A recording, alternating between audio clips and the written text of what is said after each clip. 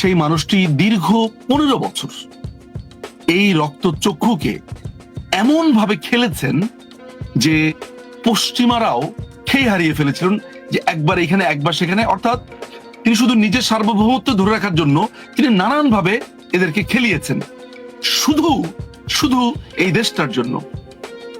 তিনি আর কেউ নন, তিনি শেখ হাসিনা। আমার কথাতে আপনি অনেক অনুরাগ পাবেন, আমার কথাতে আপনার কাছে মনে হবে দূর ও তো বলবেই, কিন্তু আমি এইসব ব্যাপারে অসম্ভব রকমের অনেস্ট থাকার চেষ্টা করি। সেই তথ্য আমি একটুকু বলতে পারি যে মাননীয় প্রধানমন্ত্রী শুধু তার দেশের কারণে, এই দেশের মাটিকে বাঁচাবার জন্য তাকে এই জলাঞ্জলি তাকে দিতে হয়েছে। কিন্তু আপনি এটাও জেনে রাখেন, আমি আপনাকে একটু স্মরণ করিয়ে দিতে চাই লুবুম্বার কথা, কঙ্গোর। আপনি আন্তর্জাতিক বিষয়ের ছাত্রী, আপনাকে আমি মনে করিয়ে দিতে চাই চিলির প্রেসিডেন্ট আলেন্দের কথা, সালভাদর আয়েন্দে। আমরা আলেন্দে বলি, বাট সালভাদর আয়েন্দে, তিনি একজন নির্বাচিত সমাজতান্ত্রিক নেতা। তাকে পিনোশে 2 বছরের মাথাতে তাকে দখল, তার বাসভবন ঘেরাও করে তিনি আত্মহত্যা করেন, যদিও এটাকে আমি খুনি বলবো। এভাবে অসংখ্য নজির রয়েছে। আয়েন্দেকে যখন খুন করে ফেলা হয় 11 সেপ্টেম্বর 1973, তখন বঙ্গবন্ধু এম আর আক্তার মুকুল এবং আমাদের আব্দুল গাফার চৌধুরী ওই গণভবনে ছিলেন। তিনি বসা একটা এরকম একটা পিস্তলের চিহ্ন করে তিনি তার বুকের বাম পাশে তিনি বলেছিলেন একটা বুলেট তার দিকে ধেয়ে আসছে। আমি কোট আনকোট রেফার করছি মুজিবের রক্তলাল এম আর আক্তার মুকুল এবং 15ই অগস্ট ইতিহাসের রক্ত পলাশ আব্দুল গাফার চৌধুরীর 2টো গ্রন্থ। যারা পড়েননি তারা 2টো বই পড়ে দেখতে পারেন। এরকম অসংখ্য ঘটনা আছে। আজকে প্রধানমন্ত্রী, আমি আপনাকে বলে দিচ্ছি, প্রধানমন্ত্রী যদি ইউনাইটেড নেশনস এর কথা শুনতেন, প্রধানমন্ত্রী যদি শুধু পিটার হাস যা বলে এটা শুনতেন, এখনো তিনি এখনো বাংলাদেশের প্রধানমন্ত্রী, এখনো আছেন, কিন্তু তিনি এই ক্ষমতার চেয়ারে থাকতেন। আমি আপনাকে এটা বল, আজকে আমার এই কথাটাকে যেইভাবে আপনার মনে হোক না কেন, আমার ভেতরটা মাঝে মধ্যে চুরমার হয়ে যায় এইটার জন্য। নট আওয়ামী লীগের আলাদা ব্যাপার, আমার দল, তো কোন দল অপারেট করতে পারবে না। আমাদের কাছে প্রমাণ আছে। আপনি জানেন যে পিটার হাস অনেকটা সিআই এর কাভার হিসেবে কাজ করেছে। ডোনাল্ড লু ঠিক যেই পদ্ধতিতে ইমরান খানকে ক্ষমতাচ্যুত করেছে, বাংলাদেশকে ক্ষমতাচ্যুত করতে তার অনেক দেরি হয়েছে, কিন্তু করেছে। ইউনাইটেড নেশনস, এখানে ইউনাইটেড নেশনস এ খুবই কার্যকরী ভূমিকা যে রেখেছে সে হচ্ছে ভলকার টুর্ক। তারপরে হচ্ছে যে আপনার ব্রিটেনের যেই অ্যাম্বাসেডর আছে রবার্টসন, এরপরে সারাকু, তারপরে এখানে তার্কি এখানে ওতপ্রোতভাবে জড়িত ছিল। চায়না দূরে দূরে থেকেছে, বাট চায়নার এখানে ইন্ধন ঠিক ওই অর্থ না। চায়নার ইন্ধনটা একটু ইন্টারেস্টিং, সেটাতে আমি পরে হয়তো আসবো। কিন্তু টার্কির এখানে সরাসরি অর্থ বিনিয়োগ ছিল, কাতারের এখানে সহযোগিতা ছিল। এরা সবাই একজোট হয়েছে। এর কারণ হচ্ছে বাংলাদেশ তার ডিপসির ব্যাপারে একটা বড় সিদ্ধান্ত নিয়েছিল, তার পোর্টগুলোর ব্যাপারে সিদ্ধান্ত নিয়েছে। মায়ানমারের যেই আমেরিকার যে মায়ানমার অ্যাক্ট আছে, প্রধানমন্ত্রী এটাকে কমপ্লিটলি নো বলেছে। এয়ারবাস যেটা আছে, অর্থাৎ বোয়িং নেত্রী কেনেন নাই, বোয়িং কিনবেন না তিনি এয়ারবাস কিনবেন।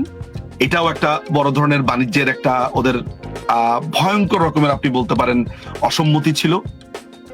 তিনি চায়নার সাথে তার বাণিজ্যকে খুব বাড়িয়েছিলেন, যেটা আমেরিকা খুবই বাঁকা চোখে দেখেছিল এবং তারা নিতে পারেনি। এবং আরেকটি গুরুত্বপূর্ণ ব্যাপার, ইন্দো প্যাসিফিকে যে কোয়াডের যে বিষয়টা ছিল, সেখানে বাংলাদেশ যে 15 আউটলুক দিয়েছে, এটা মার্কিনীরা খুবই বাজেভাবে নিয়েছে। ব্যাপারটাকে মনে করেছে যে এরা এত ছোট একটা রাষ্ট্র আমাদের সাথে এইভাবে পাঙ্গা নিয়েছে, এটার প্রতিশোধ তারা নেবে।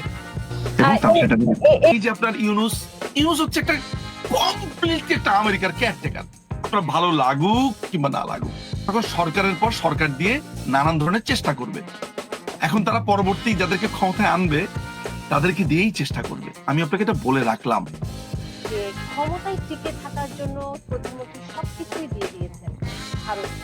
আপনি কি বলছেন? দেখুন, এই আলোচনা তো মনে হয় এই জায়গাতে খুবই বেশি এভিডেন্ট আমাদের কাছে। আমরা যেটাকে বলি যে একেবারে প্রমাণিত, সেটা হচ্ছে যে প্রথমত ভারতের 26 লক্ষ লোক এখানে চাকুরি করে। আপনার মোহাম্মদ নজরুল ইসলাম ওরফে আসিফ নজরুল, এই অবৈধ সরকারের আইন উপদেষ্টা, তিনি বলেছেন তিনি এখনো পর্যন্ত সেটা ডাটা দিতে পারেননি, নাম্বার 1। তার মানে এটা মিথ্যা প্রচারণা ছিল। বলা হয়েছে যে ভারতের সাথে বাংলাদেশ আওয়ামী লীগ অনেক অবৈধ চুক্তি করেছে, সেগুলো ক্ষমতায় গেলে বাতিল করবে। আজ পর্যন্ত এখনো পর্যন্ত কোনো চুক্তি বাতিল হয়েছে বলে আপনি নিশ্চয়ই শোনেননি। আপনি আরো এগুলো ভালো জানবেন, কারণ এক্স্যাক্টলি আপনি এই এরিয়ারই ছাত্রী আসলে। ফলে আপনিও এটা কখনো শুনতে পাননি। এমনকি আদানি নিয়ে কি ধরনের কথাবার্তা বলা হয়েছে, সরকারকে কিভাবে সেই সময় আপনার নানান রকমের অভিধায় অভিযুক্ত করা হয়েছে। এখন হাইকোর্টের রায় দিয়ে দিয়েছে বা অপিনিয়ন দিয়েছে যে আদানির সাথে চুক্তি ভ্যালিড ছিল, কোনো সমস্যা নেই। তারপরে অনেক অবৈধ চুক্তির কথা বলা হয়েছে, সেগুলোকে বাতিল করা হবে, কোনো চুক্তি বাতিল হয়নি। ফলে যেই কথাগুলো যে ভারত বিদ্বেষী বা ভারত বিদ্বেষী ব্লককে খুশি করবার জন্য যে চটকদার কথা বলা হয়েছিল, সেগুলোর একটাও তো আপনারা দেখতে পাচ্ছেন না। কার্যত আমরা কি দেখলাম? আমরা দেখলাম যে ভারতের মাটি ব্যবহার করে বাংলাদেশের গার্মেন্ট শিল্প আপনার প্রায় মাসেই সম্ভবত ডেলিভারি কস্ট হিসেবে প্রায় 4,000 কোটি টাকা বাঁচাতে পারতো, প্রায় হাফ বিলিয়ন ডলার। সো এইটা কিন্তু আমরা কেউ জানতাম না। সবারই ধারণা ছিল যে ভারত মনে হয় বাংলাদেশ থেকে সবকিছু নিয়ে গেছে, কিন্তু আমরা পরে জানতে পারলাম যে বাংলাদেশ ট্রান্সশিপমেন্ট সুবিধা পেত। আমরা এটাও জানতে পারতাম যে বাংলাদেশ এক ধরনের ব্যবসায়িক সুবিধা পেত। এত কিছু যে পেত বাংলাদেশ, এবং বাংলাদেশ সিকিউরিটি কনসার্ন থেকে শুরু করে ভারত বাংলাদেশকে নানান ধরনের বিজনেসের ক্ষেত্রে থার্ড পার্টিকে ভারত কিভাবে আপনার হেল্প করতো, বাংলাদেশের পক্ষে ওকালতি করতো যে বাংলাদেশ যাতে ওই শিপমেন্টটা পায়, বাংলাদেশ যাতে এটা করতে পারে, সেই ব্যাপারে ভারত কিভাবে সাহায্য করতো, আমরা সেগুলো দেখতে পেয়েছি। নুপুরাপা, আমরা আসলে একটা সার্বভৌম রাষ্ট্র না, এটা প্রথমে আপনাকে মাথায় রাখতে হবে। আমরা মনে করি যে বাংলাদেশ একটি সার্বভৌম রাষ্ট্র, নিজের সিদ্ধান্ত নিজে নিতে পারে, নিজের পররাষ্ট্রনীতি, নিজের ল্যান্ড, নিজের মাটির নিচে খনিজ সম্পদ থেকে শুরু করে পুরো দেশের ব্যাপারে বাংলাদেশ এককভাবে তার সিদ্ধান্ত নিতে পারে। আমি যদি খুবই তাত্ত্বিকভাবে বলি, হয়তোবা পুরো পৃথিবীরই সব রাষ্ট্রের পক্ষ সম্ভব না, যে কিছু জিওগ্রাফিক্যাল ব্যাপার স্যাপার আছে সেগুলো হয়তোবা কন্ট্রোল করা টাফ, কারণ এক দেশ আরেক দেশের উপর নির্ভরশীল। কিন্তু বাংলাদেশের ব্যাপারে এত বেশি শক্তিশালী দেশগুলোর প্রভাব, বিশেষ করে মার্কিন প্রভাব, মার্কিনীরা যদি চায় এই মুহূর্তে কে থাকবে সেটা নির্ধারণ করার, তারা তাদের সর্বোচ্চ চেষ্টাটা করবে। কিন্তু আমরা কেন এই জন্য আমি বলছি বাংলাদেশ সার্বভৌম নয়, কিন্তু যারাই তাদের বিরুদ্ধে ফাইট দিতে যাবে তাদেরকে অত্যন্ত কষ্টকর ভাবে বিদায় নিতে হবে। আমি অনেক বাস্তবতার মুখোমুখি হয়েছি।